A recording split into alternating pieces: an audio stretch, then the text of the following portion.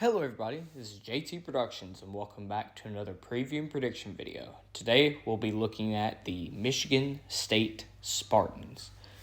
Let's get into it. Well, last year in 2022, Michigan State had a very poor record at 5-7 after having a, I believe, 9-10 win season the year prior and beating Michigan.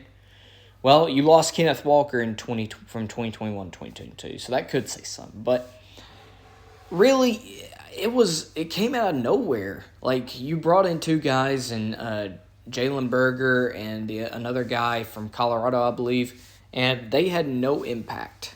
Even with using both running backs, it was not Kenneth Walker, and your offense showed. Your offense struggled last year. Well, you lose Peyton Thorne this year as well as one of your receivers, so it's going to be tough. Last year, your best win was against Wisconsin in double overtime, and then a win against Illinois. It was just a bad year. Let's not dwell on it and go straight to the schedule. Well, quarterback, you have a bunch of quarterbacks I've never heard of. Noah Kim, Caton Hauser, and freshman Sam Leavitt. Running back, you still have Jalen Berger, as well as two other transfers. Nathan Carter, redshirt sophomore from UConn, and Jaron Mangum coming in from USF. Wide receiver, you have Montori Foster. You also lost one of your best receivers. I forgot his name already. You have Trey Mosley, who's probably your best receiver this year, and Christian Fitzpatrick. At tight end, you have Malik Carr and Jalen Franklin and Tyneil Hopper. Jalen Franklin comes in from Wisconsin, and Hopper comes in from Boise State. The offensive line, a veteran besides the right guard, but we'll see if they can. We'll see if they're a little bit better from last year. Defensive backs, Chris Bogle, one of your better defensive players. You have a transfer, Tunmais Adeli from Texas A&M. You have Jacoby Windman. You have Cal Halliday, Charles Brantley, Jaden Mangum,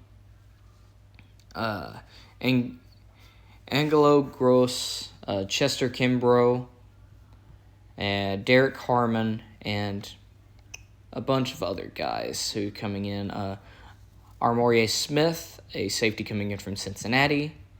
Terry Roberts, a corner coming in from Iowa. That should help your defensive back room.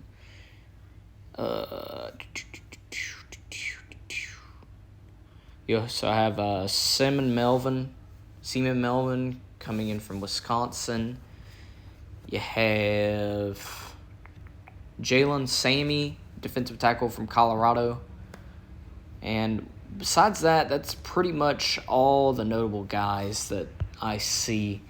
So let's go on to the schedule and see how Michigan State will fare in 2023. Will you be better? Will you be worse? Well, we'll see. Starting out the season, you have two home games against lower classification schools, Central Michigan and Richmond.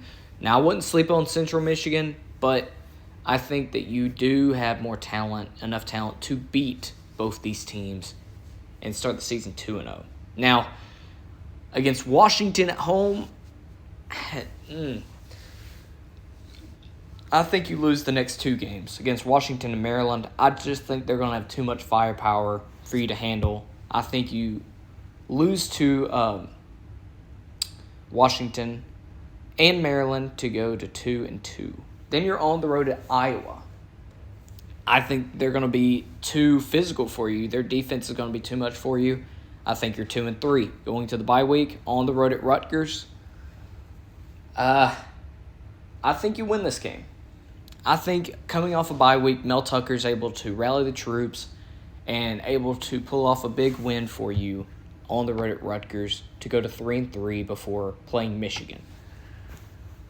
Now, Michigan's a different story. I think you have a tough stretch coming up against Michigan, at Minnesota, Nebraska, and at Ohio State. I think you lose all of these games. I think you lose all four of these games.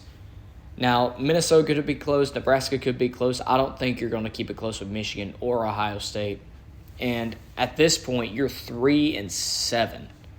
So real quick, even with 2 weeks left in the season, you're not bowl eligible. I think you go on the road to Indiana and get a win there to go to 4-7, but you're not going to beat Penn State. Sorry, I just don't think you're going to beat them. Even though it's at a neutral site in Ford Field in Detroit, you're not going to beat Penn State.